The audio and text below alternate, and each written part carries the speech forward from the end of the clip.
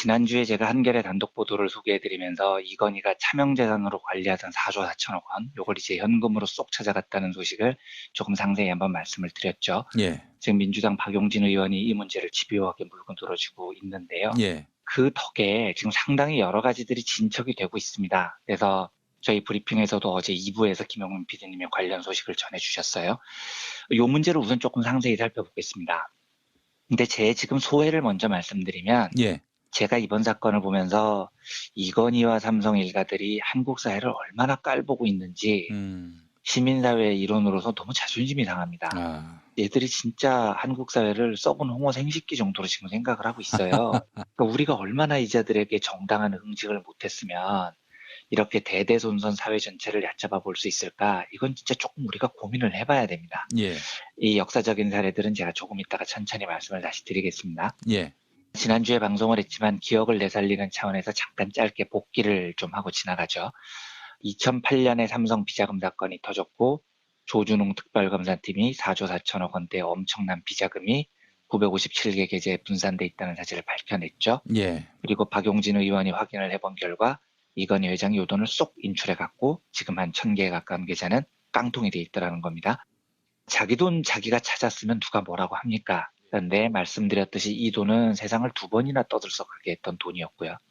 일단 비자금이었고 형 이명희 회장하고 소송이 한번 붙었던, 그래서 온 국민이 다 아는 돈이었습니다.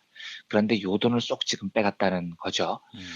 이건희는 비자금 사건 때 구속을 면하려고 이것도 말씀을 드렸지만 누락된 세금을 다 납부한 다음에 돈을 이제 회장이나 가족을 위해서는 쓰지는 않고 유익하는 일에 쓰겠다 이렇게 공언을 했던 돈이에요. 그런데 이 돈의 출처가 딱 2군데서 확인이 됐다고 말씀을 드렸잖아요. 하나는 성매매하는 논현동 빌라 전셋값, 하나는 한남동 이건희 집 인테리어 공사하는 데 쓰였다는 겁니다. 그러니까 이 유익한 일에 쓰겠다고 하고 돈 찾아서 성매매하는 데 썼다는 거죠. 그러니까 얼마나의 한국 시민사회를 졸로 봤으면 이런 일을 했냐는 겁니다. 여기에 대해서 지금 과세당국하고 금융당국이 이 비자금에 대해서 과세하겠다라는 입장을 밝혔는데 바람직합니다. 그런데 이것도 조금 오해의 소지가 있어요. 그러니까 최종구 금융위원장이 밝힌 건 이건희의 차명 계좌는 고율 과세 대상이다.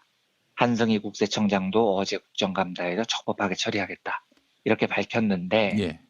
지금 나오는 보도가 금융실명제법에 따라서 차명자산에 발생하는 이자 및 배당소득의 세율 90%를 징수한다. 지금 이런 걸 보도를 하고 있는 겁니다. 예. 근데 이제 기사 제목에 세율이 90%? 이게 지방세 포함하면 99% 세율이 적용됩니다. 그러면 다 걷는 거네. 이제 다 뺏어오는 거네. 라고 조금 오해를 할 수 있는 대목이 있어요. 근데 그렇지가 않습니다.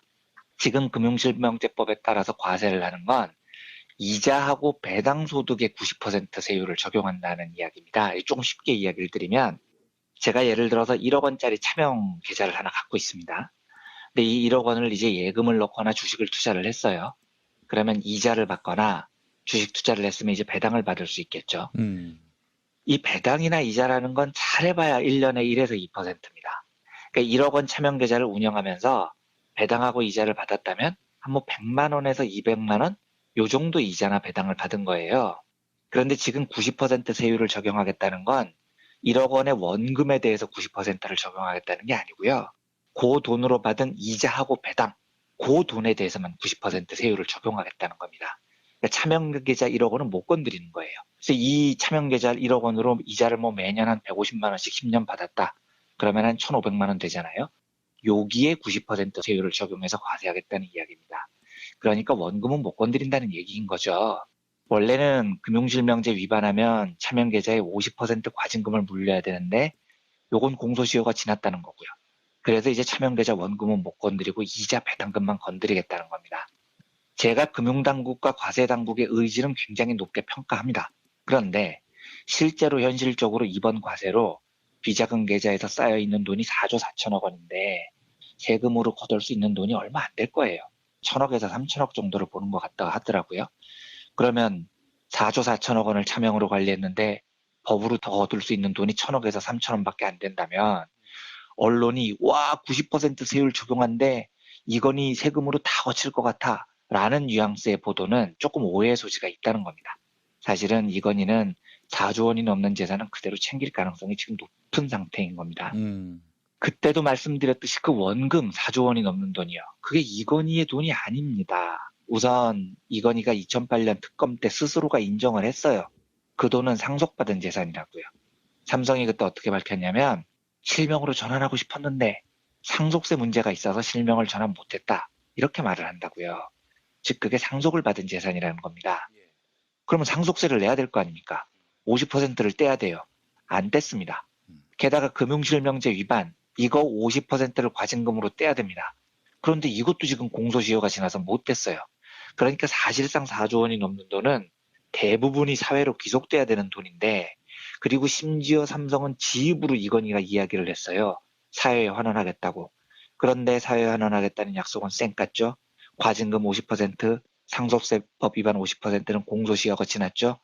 그래서 그냥 4조 원 넘는 돈은 세금 한 2, 3천억 내고 이건희가 꿀꺽하게 됐다. 지금 이 스토리인 겁니다. 환장을 노르신 거죠. 예.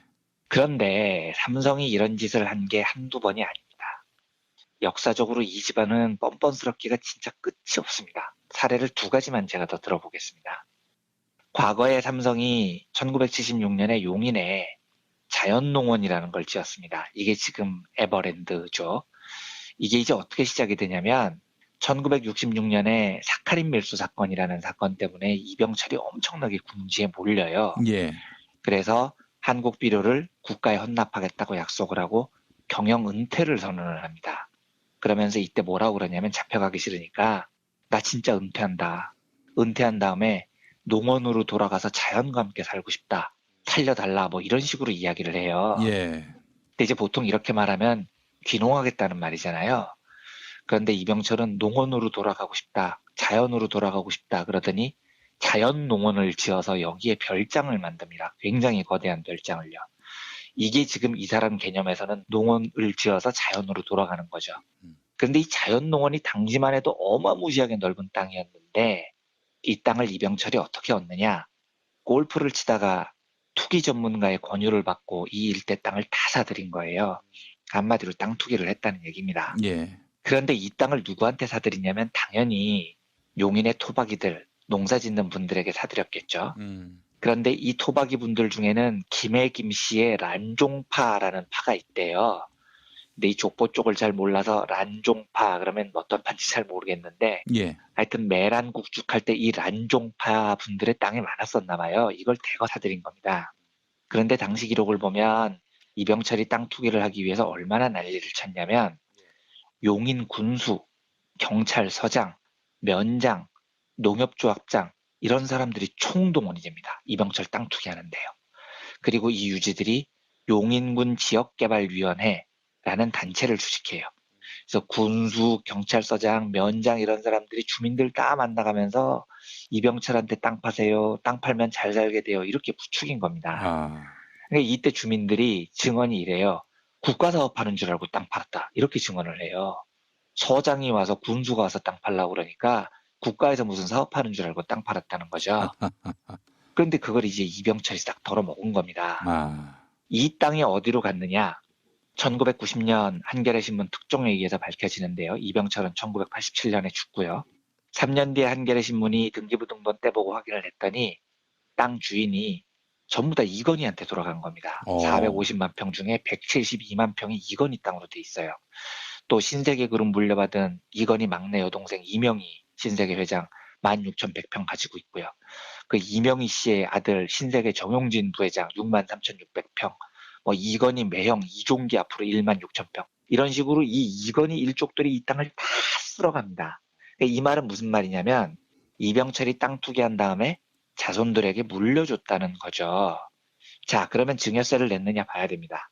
그런데 이 기가 막힌 건요. 자연농원이 1976년에 개장을 하는데 1974년에 조세법이 개정이 돼요. 그래서 산님은 상속이나 증여를 해도 증여세를 면제한다. 이렇게 법이 개정이 된 겁니다. 이게 너무 우연의 일치잖아요. 74년에 산은 물려줘도 면제한다라는 조항이 딱 바뀌자마자 이병철이 용인 지역의 땅을 싹 쓸어갖고 1990년에 봤더니 이게 이건희 형제들에게 다 돌아갔다는 거죠. 그러니까 이 스토리를 요약하자면 계획된 땅 투기, 법 제도를 이용해서 상속세, 증여세 하나도 안 내고 이건희 일당들에게 땅을 물려줬다는 거예요. 자, 이제 이까지도 열이 받죠. 이까지도 열이 받는데 문제는 뭐냐면은요. 이건희가 2008년에 비자금 사건으로 지탄을 받고 일선에서 물러났습니다. 이게 얼마나 큰 사건이었습니까? 그런데 이선 물러난 상태에서 2010년에 이건희가 소송을 냅니다. 그 용인 땅 중에 일부가 김해 김씨의 그 조상들 모시는 종중들하고 분쟁이 있었는데 종중들이 이제 점유를 하고 있었어요. 그 땅 일부를. 근데 2010년에 이건희가 야, 내 땅에 왜 김해 김씨들이 들어와 있어? 왜 집적대? 나가 내 땅 돌려줘 하고 소송을 낸 거예요. 예. 이게 이건희가 소송을 내서 1심에서 패하고 2심 상고심에서 이겨서 결국 땅을 자기 소유로 찾는데 제가 그 땅 소유권 법적 분쟁을 말씀드리려는 게 아니고요. 사람이 염치가 있으면은요.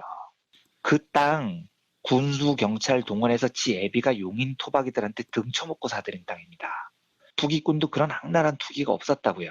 거기에 관공서랑 유착이 없었겠습니까? 서장하고 군수가 왜 거기 동원됐겠어요?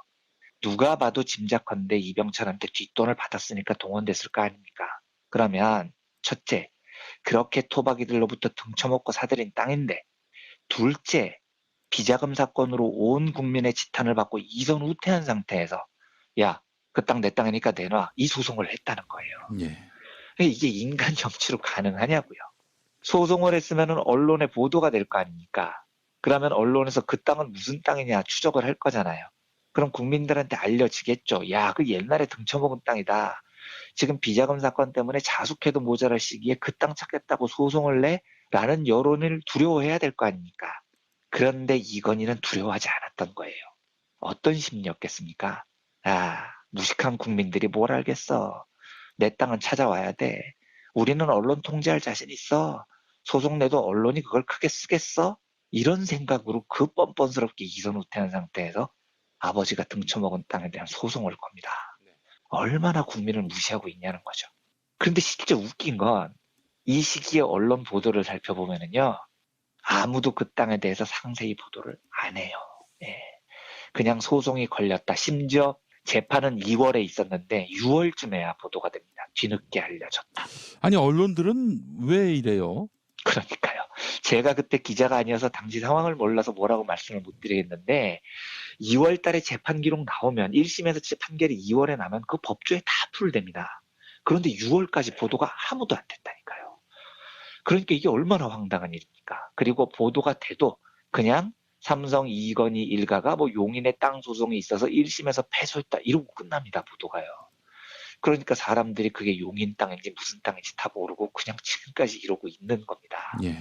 그만큼 삼성이 자신이 있으니까 이건희가 이선 퇴진한 상태에서 그 뻔뻔스러운 소송을 했던 거겠죠. 한 가지만 더 예를 들어보겠습니다. 그 1999년에 삼성 자동차가 망합니다. 삼성 자동차는 아시다시피 이건희가 취미생활로 뛰어들었다가 쫄딱 망한 회사인데 삼성 자동차가 망하면서 빚을 4조 원 넘게 집니다. 이 회사가요. 그러니까 99년 7월이면 삼성 자동차가 법정 관리에 들어가는데 국민 여론이 너무 안 좋았습니다. 외환위기에서 겨우겨우 극복할 시점에 삼성 자동차가 또 망해버리면 삼성 자동차 4조 원 빚 보증을 전부 삼성 계열사가 섰는데 진짜 또 나라가 또 한 번 위기에 빠질 것 같은 상황이 된 거죠. 그러니까 국민들이 야 이건희 취미생활 때문에 나라가 또 망해야 되겠냐 이러고 여론이 진짜 안 좋아졌었어요. 그래서 이건희가 이때 그러면 내가 책임질게. 4조 원 다 물지는 못하더라도 2조 8천억 원을 내가 사재를 내놓겠다 이렇게 발표를 합니다. 예. 그래서 언론이 와 이건희 통크다. 역시 건희찡 2조 8천억 원이나 사저를 내놓다니 하고 칭찬 일색의 보도가 막 나왔었습니다. 그래서 이제 물어본 거죠. 2조 8천억 원의 거금을 내놓으시겠다는데 어떻게 내놓으실 거예요? 그랬더니 이건희가 자 현금은 없고 주식으로 내놓을게요. 주식은 무슨 주식을 내놓겠습니까? 삼성생명 주식 400만 주를 내놓겠습니다. 이렇게 얘기를 했습니다. 근데 일단 그 400만 주도요. 사실 대부분 차명으로 관리된 주식이었습니다. 금융실명제법 위반, 편법 증여 다 그렇게 불법으로 마련된 400만 주였어요. 그걸 이제 기부하겠다고 내놓는 것도 전 되게 웃긴데 더 황당했었던 건 뭐냐면 이 400만 주를 2조 8천억 원짜리라고 내놨거든요. 그런데 바로 1년 전에 이재용이 그 400만 주에 근접한 340만 주를 사들입니다. 사실은 에버랜드가 사들인 건데 비슷한 양의 주식을 얼마에 사들였느냐? 꼴랑 300억 원에 사들여요. 이게 무슨 말이냐면 이재용은 300억 원에 먹은 걸 아버지 이건희는 사회에 환원할 때 2조 8천억 원이라고 이야기를 하는 겁니다. 그러니까 지 아들한테 팔 때는 300억 원에 싸게 넘기고 사회에 기부한다고 내놓을 때는 그거 300억 원 아니야? 2조 8천억짜리야. 이렇게 100배를 튀기는 걸 어떻게 해석을 해야 됩니까? 너무 뻔뻔한 거잖아요. 고작 1년 전에 아들한테 100분의 1 가격으로 넘긴 걸요. 그런데 제가 황당한 건 그걸 어떻게 사람들이 모르겠냐고요. 1년 전에 아들한테 300억에 넘긴 걸 1년 뒤에 2조 8천억짜리다 이러면 누가 봐도 아 이거 뭐야 그게 2조 8천억짜리라는 거야 300억짜리라는 거야 그럼 2조 8천억짜리를 왜 아들한테는 300억에 넘겼어? 라고 의문을 가질 거잖아요 사회가요. 그런데 이건희는 그냥 쌩 까고 이 일을 진행합니다. 이게 어떤 심리겠습니까? 무식한 국민들이 뭘 알겠어. 작년에 내가 300억이라고 하면 300억인 거고 올해 내가 2조 8천억이라고 하면 2조 8천억이지. 계산 내 마음이지. 니들이 앞만 지져봐야 언론이 니들 이야기 써줄 것 같아? 세상은 다 내 거야. 이런 사고방식이 아니면 이런 뻔뻔함이 나올 수가 없는 거거든요. 이번에 문제가 된 그 4조 4천억이요. 자기 입으로 사회에 기부하겠다고 했잖아요. 그리고 엄청난 범죄에 연루된 돈이잖아요. 그런데 그걸 태연히 빼갑니다. 얼마나 오만합니까? 내가 기부하겠다고 한 말? 아유 멍청한 국민들이 기억하겠어? 언론이 쓰겠어? 어차피 내 편인데? 이런 오만한 심보가 이건희한테 깔려있는 겁니다. 예. 제가 단언컨대 이런 일이 벌어지는 이유는 한국 사회가 삼성을 제대로 응징하지 못했기 때문입니다. 그러니까 국민과 시민사회를 이렇게 깔보죠. 이 가문은 이걸 무려 3대에 걸쳐서 깔봅니다. 이병철도 아까 봤듯이 그랬고요. 이재용은 다른가요? 아니 건설회사하고 놀이동산을 합병해놓고 이 황당한 일을 벌여놓고 그게 3세 승계하고 상관이 없는 일이라고 주장을 합니다. 그리고 태연이 나는 얼굴마담이다. 이런 주장을 법정에서 합니다. 국민을 얼마나 졸로 보면 이런 씨도 안 먹힐 거짓말을 태연이 하겠습니까? 그런데 그걸 또 언론이 받아쓰고요. 아무리 현행법을 다 적용해도 4조 4천억 원 중에 원금은 못 건드린다는 게 지금 추세인 것 같은데 이자와 배당만 겨우 과세할 수 있다고 합니다. 우리가 70년 동안 삼성과 이건희 일가를 봐줘도 너무 봐준 겁니다. 이자들의 이 오만함을 없애는 방법은 응징을 해야 됩니다. 그래서 세상 무서운 걸 좀 알게 해줘야 됩니다. 내가 뻥을 쳐도 무식한 국민들은 다 모르고 지나갈 거야 라는 이 오만함을 이번 이재용 2심 재판에서는 부디 한국 사회가 꼭 응징할 수 있었으면 좋겠습니다. 일단 기억이 좀 가물가물하실 수 있으니까 다시 한번 기억을 꺼내보면 이건희 회장의 이 비자금 계좌는 2008년 삼성 비자금 사태 때 발견됐던 계좌입니다. 1199개가 발견이 됐죠. 조준웅 특검이 맡아서 이건희에게 면죄부를 줬던 그 사건입니다. 1199개 계좌에서 모두 4조 5천억 원대의 엄청난 비자금이 저장이 돼 있었습니다. 그런데 당시 조준웅 특검이 이 돈을 어떻게 해석을 하냐면 이건희가 아버지 이병철로부터 물려받은 재산이다 이렇게 결론을 내려요. 이건 왜냐하면 삼성 측 주장이 그랬습니다. 그 비자금은 이건희가 조성한 비자금이 아니고 이병철의 비자금이었다는 거죠. 그리고 단지 물려받았을 뿐이다 뭐 이런 주장이었습니다. 그리고 그 주장을 특검이 그대로 받아들여줍니다. 반면에 당시에 사건을 폭로했던 김용철 변호사 주장은 그 4조 5천억 원은 횡령이었다는 겁니다. 회사 돈을 그냥 이건희 주머니에 넣었다는 거죠. 저는 이 양쪽 말 중에 어느 쪽 말이 더 신빙성이 있다고 생각하느냐. 당연히 김용철 변호사 말이 맞다고 보는 쪽입니다. 왜냐하면 일단 당시 정황이요. 특검이 수사를 제대로 안 해서 그렇지 뭐 고가의 미술품 이야기도 나오고 오만 횡령 증거가 있었어요. 그런데 특검이 그걸 뭉갰을 뿐이거든요.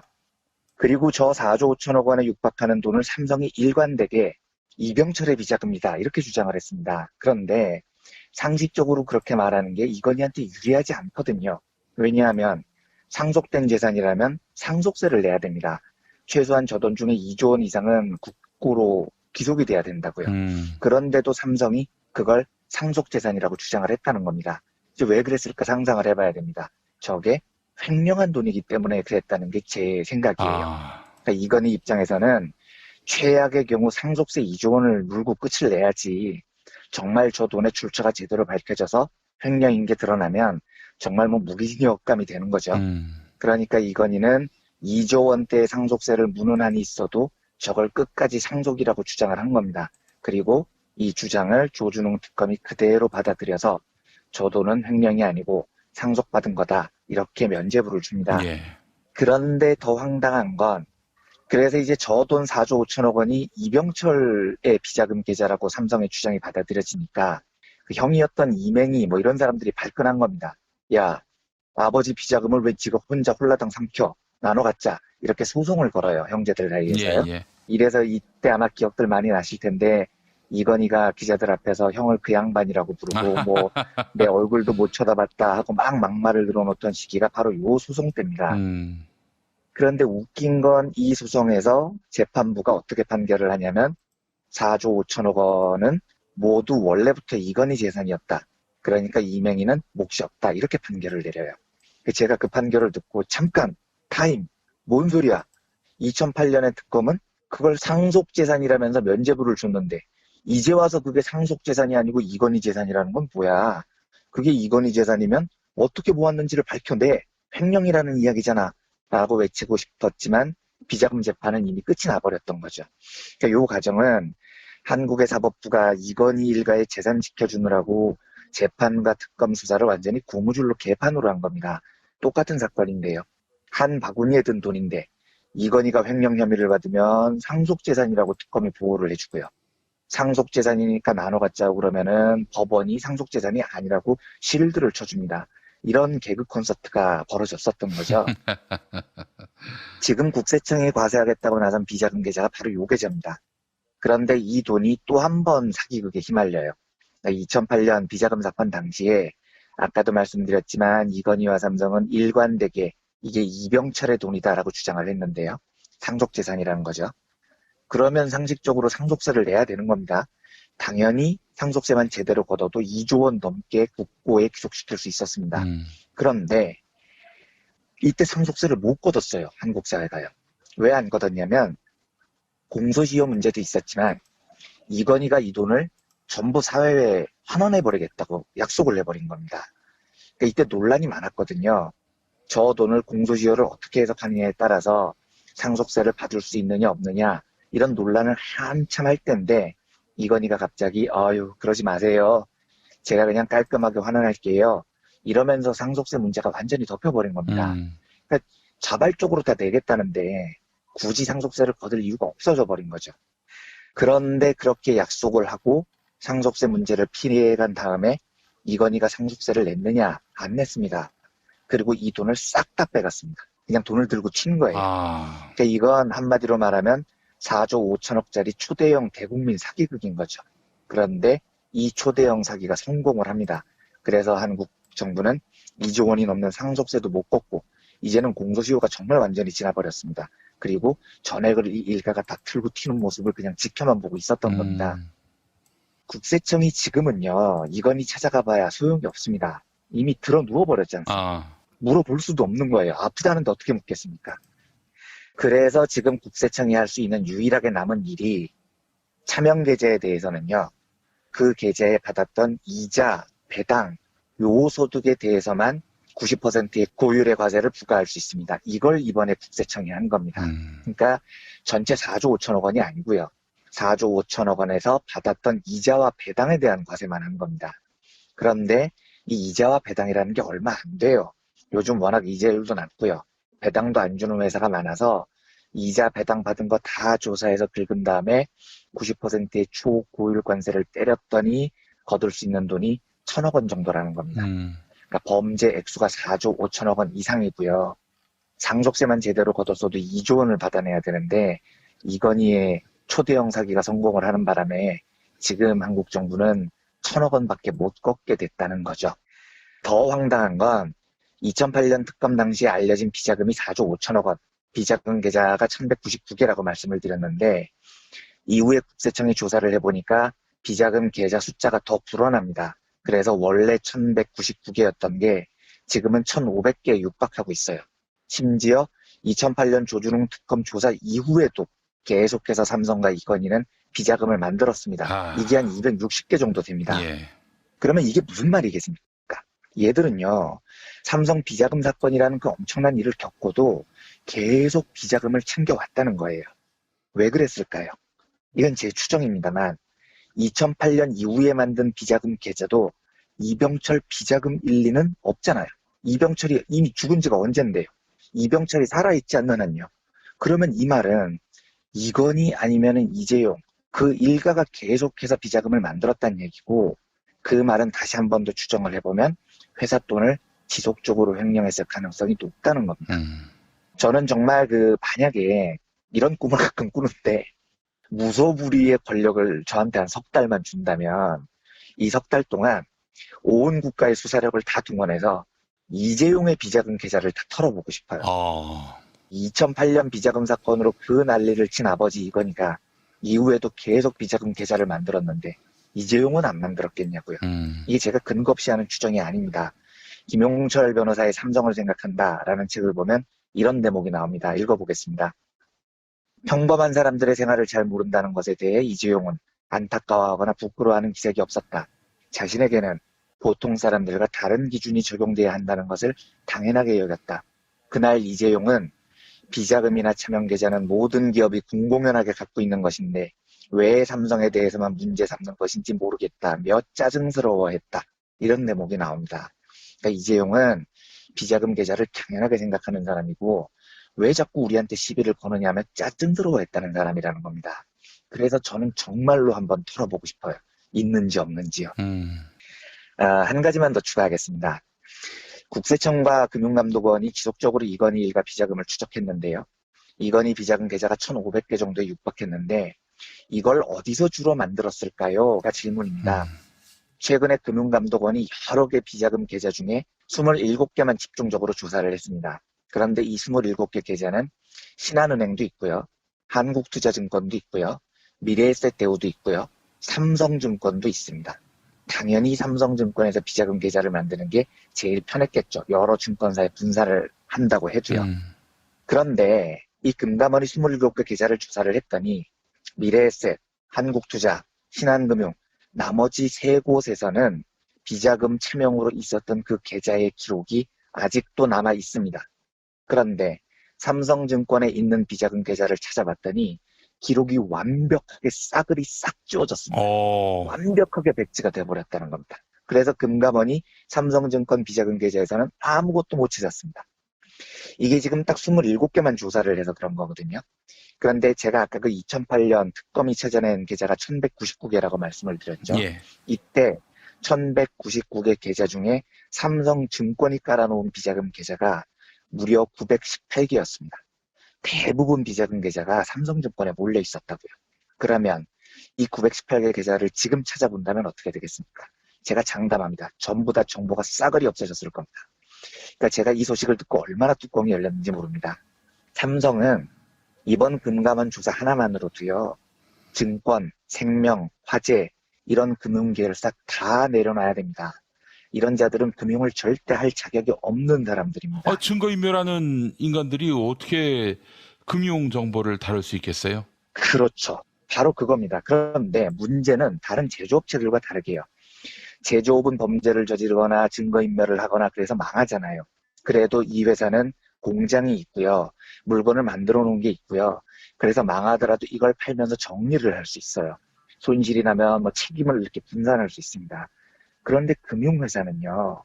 고객 돈을 관리하는 곳입니다. 삼성증권, 삼성생명. 지금 니들이 관리하는 돈은 니들 돈이 아니라고요. 고객들 돈이라고요. 삼성자동차가 망하면 공장 팔고 빚 갚고 하면 되지만 삼성증권, 삼성생명이 망하면 고객 돈이 물려서 망하는 겁니다. 그래서 금융은 정말로 정직해야 돼요. 망하면 이건희 이재용이 망하는 게 아니고 고객들하고 함께 망하기 때문입니다. 그런데 그런 중차대한 고객의 돈을 관리하는 놈들이 회장 비자금 관리나 하고 앉아있어요. 회장 사금고 역할을 따까리처럼 하고 있습니다. 그리고 증거인멸이나 하고 있습니다. 저딴 새끼들이 이건희나 이재용이 필요하다면 고객이 맡긴 돈 들고 이건희 이재용한테 안 갖다 바치겠냐고요. 이런 새끼들은 금융을 하면 안 되는 겁니다. 예. 제가 과거에 그 금산분리라는 원칙이 있다고 말씀드렸죠. 그 원칙적으로는 한 그룹 안에 제조와 금융과 산업이 함께 계열사이면 안 되는 겁니다. 금융과 산업은 분리가 돼야 돼요. 왜냐하면 지금 같은 일을 막기 위해서인 겁니다. 제조와 금융이 한 그룹 안에 섞여 있으면 제조 계열사가 망할 때 오너가 야 금융 니네 돈 많잖아. 우리 제조 부실 계열사에 돈 좀 지원해. 이럴 가능성이 있거든요. 예. 근데 우리나라 기업들은 오너가 곧 법이니까요. 그리고 실제로 이런 일들이 굉장히 많았습니다. 그러니까 제조 계열사들끼리 그러는 건 물론 그것도 잘못이지만 그래도 그건 그럴 수 있다 쳐도요. 이런 일에 금융이 부도덕하게 말려들면 진짜 큰일 납니다. 고객 돈이 몰려 들어가기 때문입니다. 자, 오늘 어떤 얘기 해볼까요? 예, 오늘은 역사를 조금 거슬러 올라가서요. 2008년 4월에 삼성 비자금 사건을 수사했던 조준웅 특별검사팀에 대한 이런저런 이야기를 나눠볼까 합니다. 이 이야기를 꺼내는 이유는 뭐 다들 짐작하셨겠지만 예, 지금 삼성과 이명박의 유착에 관한 새로운 단서를 잡고 검찰이 수사를 하고 있죠. 다스의 소송 비용을 삼성이 대납했다 이런 의혹입니다. 네. 그리고 과연 그렇다면 삼성이 왜 다스의 소송 비용을 대납했느냐? 가장 상식적인 추정은 삼성 비자금 사건으로 이건희가 2009년 8월에 배임과 조세포 탈죄로 징역 3년, 집행유예 5년, 벌금 1,100억 원을 선고를 받습니다. 유죄 판결을 받았다는 거죠. 근데 들으셨다시피 이것도 집행유예였기 때문에 구속은 되지 않았습니다. 그리고 판결이 내려진 뒤 딱 4개월 만인 그해 12월에 이제 이명박이 오로지 이건희 단 한 명만을 사면하는 원포인트 1인 사면이라는 걸 실시했습니다. 명분은 IOC 위원이었던 이건희가 사면이 돼야 평창 동계올림픽 유치에 유리하다 뭐 이런 거였고요. 여러 방송을 통해서 들으셨겠지만 대한민국 건국 이래 단 한 명만을 대상으로 한 사면 조치가 내려진 건 이때가 처음이었습니다. 예. 그러면 삼성이 만약에 다스의 소송 비용을 대납했다면 이 사면을 대가로 이야기가 오갔을 가능성이 높다는 게 아주 상식적인 추정일 겁니다. 그래서 앞으로 이 브리핑 경제의 속살 시간에 좀 여유가 될 때마다 2008년 이건희의 비자금 사건에 대한 이야기를 좀 많이 들려드릴까 합니다. 왜냐하면 최근에 이재용이 석방되면서 많은 분들이 충격을 받으셨죠. 저도 뭐 충격을 크게 받았습니다만 충격의 강도라는 게 사실은 최근의 기억이기 때문에 더 강도가 크게 느껴지는 경우도 있어요. 무슨 말이냐면 저한테 기억을 되살려서 경우를 물어보신다면 저는 한국 재벌들의 범죄 사실과 그걸 수사하던 검찰, 재판부가 내린 짜고 친 고스톱 같은 판결 중에 제일 충격이 컸던 건 이재용 석방보다도 2008년 조준웅 특검이 발표했던 이건희 불구속 기소가 더 충격적이었습니다. 이건희 불구속 기소. 기소는 했는데 구속은 아닌. 그렇습니다. 그만큼 2008년 이건희 비자금 사건은 실로 충격적인 범죄 행각이 드러난 거였고요.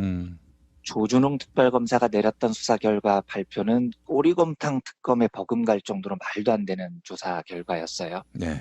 그래서 2008년에 시작된 특검 수사와 2009년에 마무리된 재판, 그리고 이어진 원포인트 사면, 이건 국민 법감정, 상식 뭐 이런 걸 모두 다 뭉개버리고요. 나라가 진짜로 개판이 됐구나 하는 걸 절감하게 해준 사건이었습니다. 그런데 이 사건이 의외로 많은 사람들의 기억에 강하게 남아있지 않아요. 왜냐하면 이 특검이 진행됐던 시기가 이명박 정부 초창기였습니다. 2008년 4월에 조준웅이 발표를 하거든요. 예. 재판이 마무리된 것도 2009년, 사면도 2009년입니다. 그러니까 다 이명박 정권 초창기죠. 그러니까 요 시기에 한국의 정서가 좀 뭐랄까요. 이명박식 탐욕에 좀 경도됐던 시기여서 이 삼성 비자금 사건에 관한 기억이 우리 시민사회에 그렇게 깊게 박혀있지 않는 것 같습니다. 당시만 해도 제가 기자가 아니었을 때인데 사석에서 개거품을 몰고 막 이야기를 하면 예. 듣는 사람들 반응이 좀 뜨끔했어요. 아 그래? 그렇구나. 뭐 이런 반응이었다고요. 그러니까 요즘처럼 이재용 집행유예에 대해서 함께 분개해주는 그런 분위기가 아니었습니다. 그런데 참으로 다행스럽게도 우리가 촛불혁명을 거치면서 시민사회에서 그 재벌들에 대한 문제, 특히 삼성에 관한 여러 문제에 대해서 굉장히 뛰어난 의식을 지금 갖춰나가고 있죠. 이재용 집행유예에 대해서 실제로 여론조사를 해봐도 그게 극도로 나쁘게 나오는 걸 보고 저는 진짜 기쁘더라고요. 역사는 이제 이렇게 발전하는 거라고 믿습니다.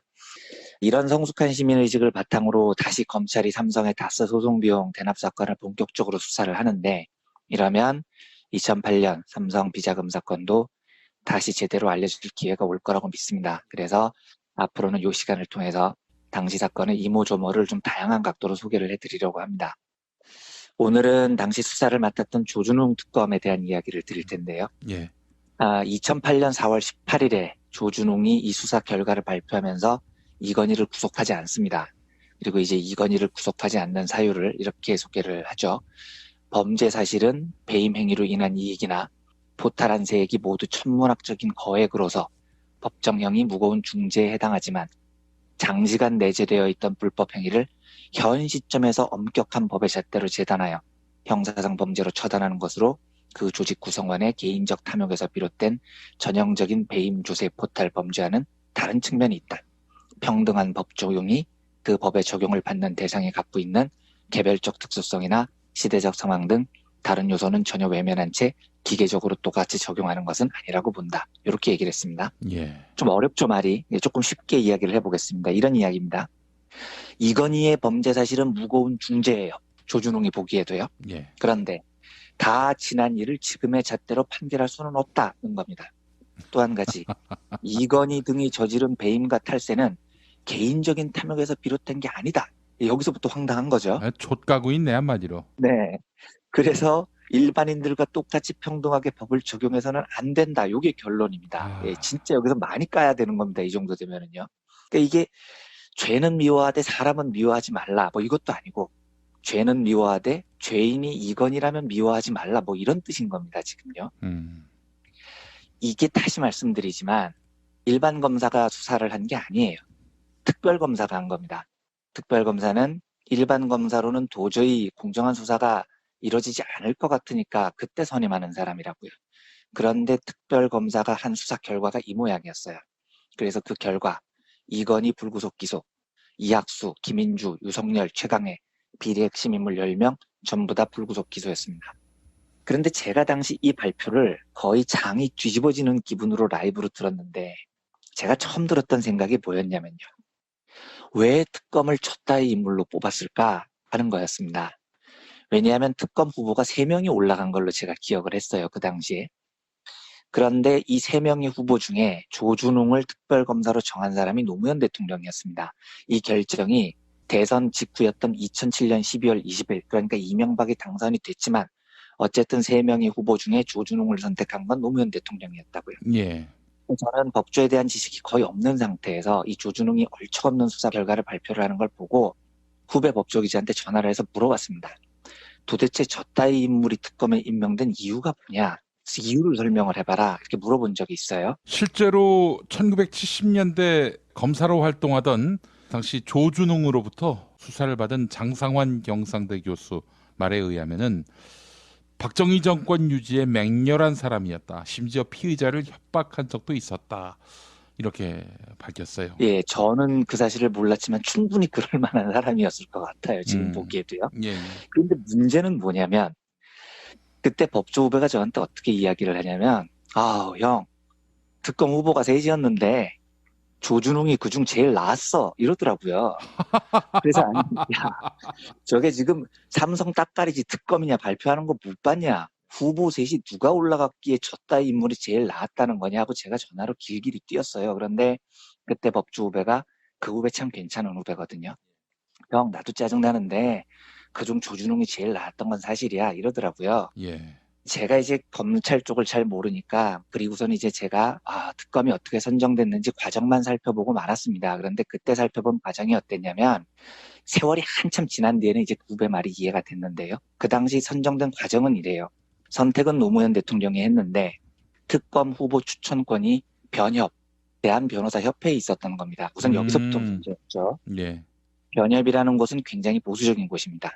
이 삼성 비자금 사건은 김용철 변호사의 양심 고백으로부터 출발을 한 건데 변협이 이때 김용철 변호사를 보고 의뢰인 비밀을 누설했다면서 징계를 거론하기도 했어요. 그러니까 굉장히 시작부터 삼성 쪽에 편향이 돼 있었습니다. 그래서 당시 여당이었던 대통합민주신당은 이 변협에 추천권을 줘서는 안 된다. 대법원장에게 특검 추천권을 줘야 된다. 이렇게 주장을 했고요. 예. 민변은 아예 국회의장 산하 후보 추천위원회에 특검 추천권을 줘야 된다라고 주장을 했습니다. 반면 한나라당이 이 추천 권한을 대한변협에 줘야 된다고 주장을 했죠.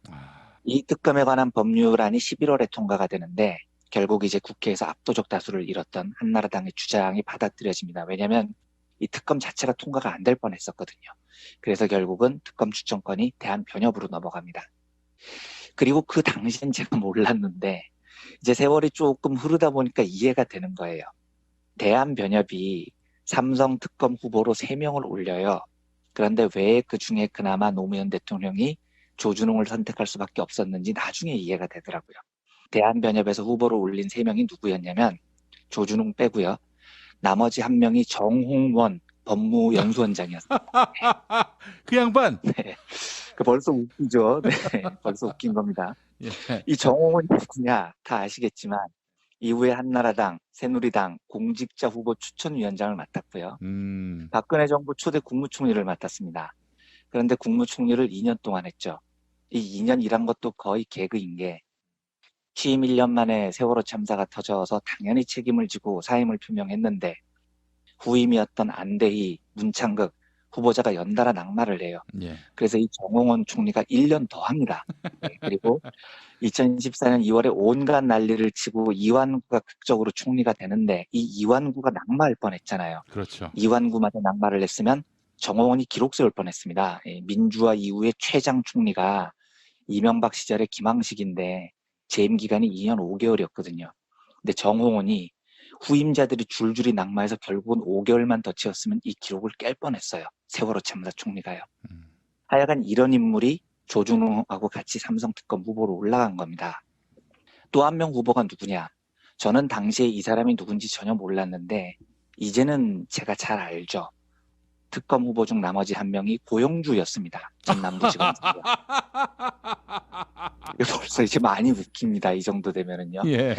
이제 고영주는 제가 설명을 안 해도 다 아시는 사람이죠. 문재인 대통령 보고 공산주의자다라고 볼빈 소리를 짓거리고 다닌 놈인데 그러면 당시 변협에서 올린 삼성 특검 후보가 3명이 누구냐면 고영주, 정홍원, 조준웅이었다는 거예요. 예. 이 셋 중에 누굴 뽑아야 삼성 특검을 잘하겠습니까? 아, 이게 된 똥이냐 묽은 똥이냐 그 차이네요. 그렇죠. 똥 3개를 올려놓은 겁니다. 변협이요. 이때 민변과 천주교 정의구현사재단이 박재승 변호사를 추천했습니다. 지금 이제 희망제작소 이사장이시죠. 이분은 근데 추천 명단에 아예 올라가지도 못했습니다. 예. 네, 그러니까 제가 나중에 정원이 총리가 되고 고영주가 그 지랄을 하는 걸 보고 아, 왜 그때 법조 후배가 형 조준웅이 그나마 나아요 이렇게 이야기를 했는지 이해가 나중에 되더라고요. 예. 2007년 12월에 노무현 대통령이 조준웅을 특별검사로 임명했을 때 한겨레 20일 보도를 보면 이런 대목이 나옵니다. 그대로 읽어보겠습니다. 청와대 관계자는 삼성 특검에선 검찰도 주요 수사 대상인데 3사람 모두 검찰 출신으로 채워서 최소한의 구색도 맞추지 않았다. 대통령의 임명권을 침해한 것이다 라고 말했다. 법조계 안팎에선 변협이 법규상의 추천권을 남용해 대통령을 조롱했다는 말까지 나왔다. 청와대 관계자는 뻔히 짐작가는 바가 있다고도 했다. 검찰과 한 덩어리의 이해관계에 얽혀있는 변협이 검찰 논리에 충실한 인사를 특검으로 내세워 검찰이 크게 당하지 않도록 배려한 의도가 엿보였다는 것이다. 이렇게 기사에 나와 있습니다. 그러니까 애초에 변협이 이 3명의 후보를 올린 건 이미 정권이 교체된 상태에서 노무현 대통령을 조롱하다시피 특검 후보를 3명을 선정해서 올렸다는 겁니다. 예. 그런데 이미 대통령이었지만 차기 대통령이 선임된 상태였고 안타깝게도 우리가 기억을 하듯이 임기 말기에 노무현 대통령은 인기가 바닥이었습니다. 이 모욕적인 상황을 극복할 힘이 2007년 12월 말 청와대에는 없었던 거죠. 그 한겨레 20일 기사에 이런 대목도 있습니다. 청와대 쪽에서 썩 내키하지 않았던 세 후보 가운데 애초 유력하게 거론된 인물은 정홍원 전 원장이었던 것으로 알려졌다. 이렇게 나옵니다. 노무현 대통령 입장에서는 고영주, 조준웅은 전부 공안검사 출신입니다. 그러니까 그 모욕적으로 올린 후보 3명 중에서도 그나마 정홍원이 제일 나았다고 판단을 처음에 했다는 겁니다. 그런데 그것도 안 된 게 정홍원이 변호사 시절에 삼성 사건을 굉장히 많이 수임을 했어요. 그러니까 이해관계자니까 안 되는 거죠, 이 사람은요. 그래서 결국은 조준웅이 특검이 됩니다. 조준웅이 특검이 된 이유는 유일하게 그 3명의 똥 중에 삼성과 별 관련이 없다는 이유였다는 거예요. 삼성 관련 수임을 한 적이 없었다는 거죠. 그러면 결론적으로 애초부터 변협이 올린 3명의 후보는 이 후보가 올라가는 순간부터 이 특검은 제대로 될 수 없는 운명이었습니다. 예. 청취자 여러분들이라면 셋 중에 누굴 뽑으시겠습니까? 객관식 문제가 주어졌는데 앞으로 대한민국을 이끌어갈 지도자로 셋 중 하나를 고르시오. 1. 조원진, 2. 홍준표, 3. 김진태 뭐 이런 보기가 지금 주어진 거예요. 네. 이 황당한 스토리에 한 가지 우리가 더 기억을 해야 될 이야기가 있습니다. 조준웅 특검이 2008년 4월에 이건희에게 면죄부를 주고요. 다시 변호사로 업무 복귀를 합니다. 말씀드렸듯이 이듬해 2009년 이건희는 사면을 받죠. 그리고 2010년에 무슨 일이 벌어지느냐? 제가 아까 조준웅이 특검이 된 유일한 이유가 삼성 관련한 수임을 하지 않았다는 이유라고 말씀을 드렸죠. 그게 2010년에 조준웅이 3명의 후보자들 중에 유일하게 삼성 특검을 맡을 수 있는 자격이 됐었던 겁니다.